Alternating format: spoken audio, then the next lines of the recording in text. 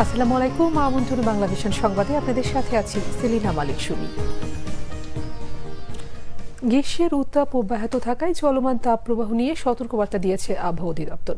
নতুন করে আরো 72 ঘন্টা হিট অ্যালার্ট জারি করা হয়েছে। আজ সকালে আবহাওয়াবিদ মোহাম্মদ বজলুর রশিদ স্বাক্ষরিত এক সতর্কবার্তায় এই তথ্য জানানো হয়েছে। এতে জনজীবনে অস্বস্তি বাড়তে পারে বলেও আশঙ্কা করা হচ্ছে। আবহাওয়া অফিসের তথ্য অনুযায়ী পাবনা, চুয়াডাঙ্গা জেলার উপর দিয়ে অতি তীব্র তাপপ্রবাহ বয়ে যাচ্ছে। এছাড়া রাজশাহী, টাঙ্গাইল, যশোর ও কুষ্টিয়া জেলার উপর দিয়ে তীব্র তাপপ্রবাহ বয়ে যাচ্ছে। আর মৌলভীবাজারের শ্রীমঙ্গল, চাঁদপুর জেলা সহ ঢাকা, রাজশাহী ও খুলনা বিভাগের অবশিষ্টাংশ এবং রংপুর, ময়মনসিংহ ও বরিশাল বিভাগের উপর দিয়ে মৃদু থেকে মাঝারি ধরনের তাপপ্রবাহ বয়ে যাচ্ছে। এই অবস্থায় আবহাওয়া অফিসের সতর্কবার্তায় বলা হয়েছে, দেশের উপর দিয়ে চলমান তাপপ্রবাহ সোমবার থেকে পরবর্তী 3 দিন অব্যাহত থাকতে পারে। এই সময় জলীয় বাষ্পের আধিক্যের কারণে অস্বস্তি বাড়তে পারে। এর আগে রবিবার চুয়াডাঙ্গায় সর্বোচ্চ 42.2 ডিগ্রি সেলসিয়াস তাপমাত্রা রেকর্ড করা হয়েছে। ঢাকায় ছিল 38.2 ডিগ্রি সেলসিয়াস তাপমাত্রা। দর্শক, দেশ জুড়ে চলমান তীব্র তাপপ্রবাহের বিষয়ে সংবাদ সংগ্রহে এই মুহূর্তে আমাদের সহকর্মী সৈকত সাদিক আছেন আবহাওয়া অফিসে, সরাসরি যুক্ত হচ্ছে তার সাথে। সৈকত, দেশে চলমান তাপদাহের বিষয়ে আবহাওয়া অফিস থেকে সবশেষ কি তথ্য জানতে পেরেছেন?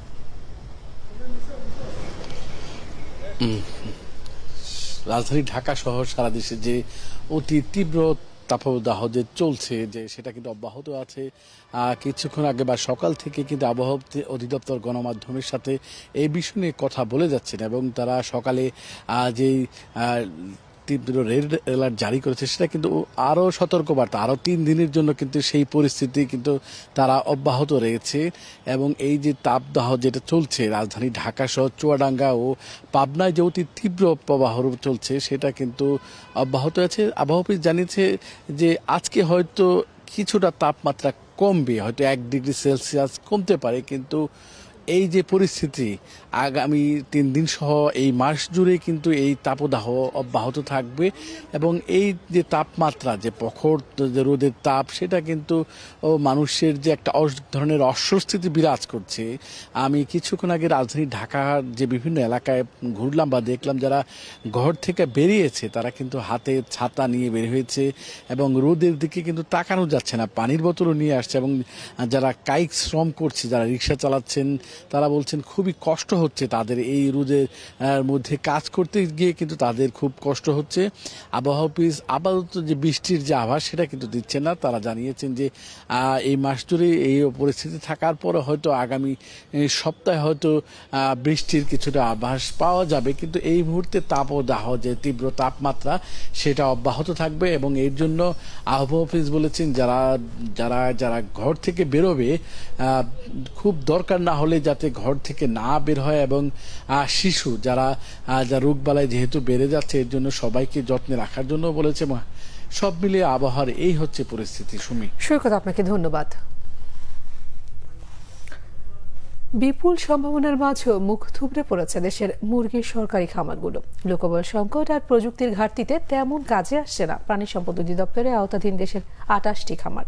তবে খামারের উন্নয়নে শিগগিরই প্রকল্প হাতে নেওয়ার কথা জানালেন প্রাণী সম্পদ অধিদপ্তরের মহাপরিচালক। আল মাসুম সবুজের ক্যামেরায় মাইনুল শোভনের রিপোর্টে রয়েছে বিস্তারিত।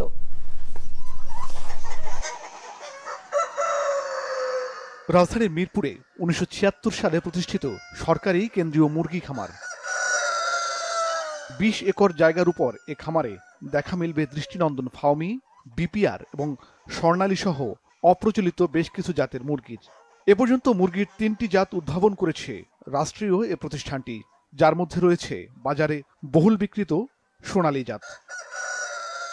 খামারটিতে একসময় প্রতি মাসেই মুরগির প্রায় 2 লাখ বাচ্চা ফোটানো হতো।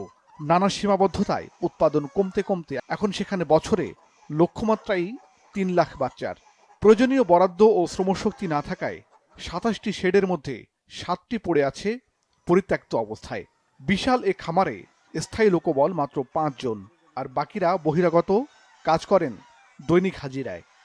আমরা এখানে বছরে 5000 মুরগি, লেয়ার মুরগি পালন আমরা সরকারিভাবে বাজেট পাই। এই 5000 মুরগির ভিতরে স্বর্ণালী থাকে, এখানে আপনার CPF2 থাকে, ফাউমি থাকে, আরআইআর থাকে। প্রতিষ্ঠিত হওয়ার পর থেকে এই খামারগুলো জনগণের চাহিদা অনুযায়ী সাপোর্ট দিয়ে যাচ্ছিল। চাহিদার নিরিখে এখন আমরা কুলিয়ে উঠতে পারছি না। আমার শেডগুলো রান করাই ডিফিকাল্ট হয়ে যাচ্ছে। প্রযুক্তির ছোঁয়া লাগেনি বললেই চলে সরকারি এই খামারটিতে। 80-র দশকে বিদেশ থেকে আনা প্রযুক্তিতেই চলছে হ্যাচারির বাচ্চা উৎপাদনের কাজ। সরকারিভাবে প্রতিষ্ঠিত এসব মুরগির খামার প্রতিষ্ঠার পেছনে উদ্দেশ্য ছিল যাতে এসব দেখে সাধারণ উদ্যোক্তারা বাণিজ্যিকভাবে এই মুরগির খামার গড়তে অনুপ্রাণিত হয়। কিন্তু সে উদ্দেশ্য সাধন তো দূরের কথা, বরং মুরগির বাজারে প্রায়শই নেমে আসা অস্থিরতার অবসানে কোনো ধরনের ভূমিকা রাখতে পারছে না এ ধরনের সরকারি খামারগুলো। রাজধানীর বাইরে কুমিল্লা, রাজবাড়ী, ফরিদপুর, জামালপুর সহ বিভিন্ন জেলায় মুরগির সরকারি খামার রয়েছে আরও 27টি। এসবের বেশিরভাগের অবস্থা আরও নাজুক। অনেক খামারেই ভঙ্গুর অবস্থায় কোনো মতে দাঁড়িয়ে আছে শেড। মুরগির সংখ্যাও খুবই অপ্রতুল। সংরক্ষিত আছে 2-1টি জাত। কোনো খামারেই 2-1 জনের বেশি স্থায়ী লোকবল নেই। দৈনিক হাজিরার শ্রমিক দিয়ে চলে কেবল জরুরি কাজটুকু। খামারগুলো মাঝে মাঝে সীমিত আকারে বাচ্চা সরবরাহ করে পারিবারিকভাবে ছোট পরিসরে মুরগি লালন পালনকারীদের। অথচ দেশে প্রায় বাচ্চা সংকটের কারণে মুরগির বাজার অস্থিতিশীল হয়ে ওঠে। বিপুল লোকসানও গুনতে হয় খামারিদের। ব্রিডার্স অ্যাসোসিয়েশন অব বাংলাদেশের সভাপতি মাহবুবুর রহমান মনে করছেন, এক্ষেত্রে উদ্যোগী ভূমিকা নেওয়ার সুযোগ রয়েছে সরকারি খামারগুলোর। এখন বাচ্চার ক্রাইসিস, বাচ্চার দামও একটু বেশি। এই সময়ও যদি সরকারের উৎপাদন থাকতো তাহলে হয়তো ক্রাইসিসটা কম থাকতো, মার্কেটটা এত কখনো কখনো হাই হয়ে যাওয়ার সম্ভাবনা থাকতো না। এইভাবে খামারি লেভেলে ওনারা তো সব দিতে পারতেন। সরকারি খামারগুলোর উন্নয়নে একটি প্রকল্প প্রস্তাবনা পর্যায়ে ঝুলে আছে 1.5 বছরেরও বেশি সময় ধরে। প্রাণী সম্পদ অধিদপ্তরের মহাপরিচালক জানালেন, প্রকল্পে বিদেশি অর্থায়ন খুঁজছে সরকার। তবে বাণিজ্যিক উদ্দেশ্যে সরকারি খামারে মুরগি লালন পালনের বিরোধী তিনি।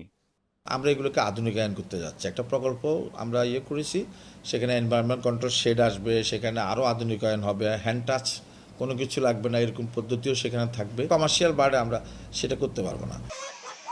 মুরগির সরকারি এ খামারগুলোই নেই স্বতন্ত্র ওয়েবসাইট, তাই মুরগির সংখ্যা বা উৎপাদনের হালনাগাদ তথ্য মেলে না সহজে। এক্ষেত্রে লোকবলের ঘাটতিকে দায়ী করলেন সংশ্লিষ্ট ঊর্ধ্বতনরা। মাইনুল শোভন, বাংলা ভিশন, ঢাকা। টানা খরায় পুড়ছে গোটা উত্তরাঞ্চল। কৃষি ফসল নিয়ে যখন দুশ্চিন্তায় লাখো কৃষক, তখন তিস্তা সেচ প্রকল্পে বইছে সুবাতাস। ওপারের বরফ গলা পানিতে গাঢ় সবুজে রাঙিয়েছে বুড়োর মাঠ।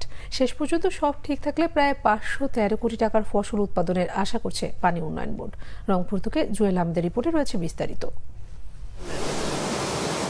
তিস্তার পানিতে ভরে গেছে সেচ প্রকল্পের ছোট বড় খাল। পানি গড়িয়ে পড়ছে ফসলের জমিতে, বাতাসে দুলছে ধানের শীষ। পানির শঙ্কা থাকলেও তিস্তা সেচ প্রকল্প গ্রামের মেঠোপথের সব দিকে ধান আর ধান, কোথাও গাঢ় সবুজ, কোথাও সদ্য ফোটা ধানের শীষ। হৃষ্টপুষ্ট ফসলে মুগ্ধ কৃষক, কিছুদিনের মধ্যেই ঘরে উঠবে ধান। আমরা তো এই ক্যানেলের পানি নিয়ে খুব চিন্তায় ছিলাম যে আমাদের পানি পাবো কিনা, কিন্তু আল্লাহর রহমত আমাদের পানি খুব ভালোভাবে পাইছি এবং যখনই পানি চাই তখনই পানি দেয় এবং আমাদের পানি দিয়ে কৃষক খুব উপকৃত হয়েছে।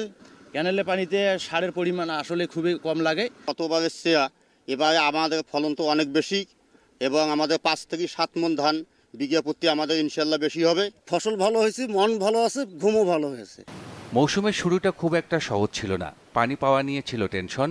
মাঠ কর্মকর্তাদের উদ্যোগে সফল প্রকল্প।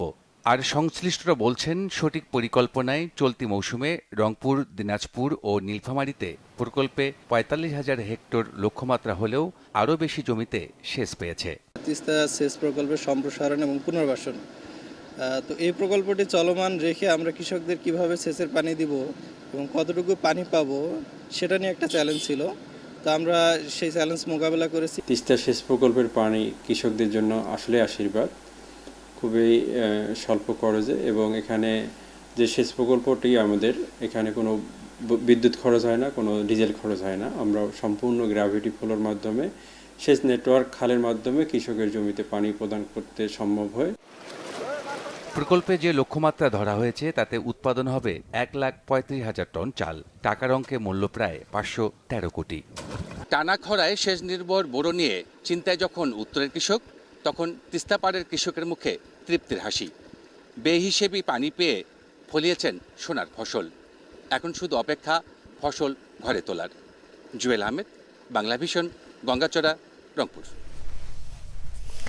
এই ছিল এখনকার মতো। পরের সংবাদ বেলা 12টায় দেখার আমন্ত্রণ রইল। এছাড়া বাংলাদেশের সংবাদ এবং সংবাদ সংশ্লিষ্টটা দেখতে ভিজিট করুন www.bvnews24.com ও facebook.com/banglavisionnews এবং সাবস্ক্রাইব করুন youtube.com/banglavisionnews। ধন্যবাদ সবাইকে।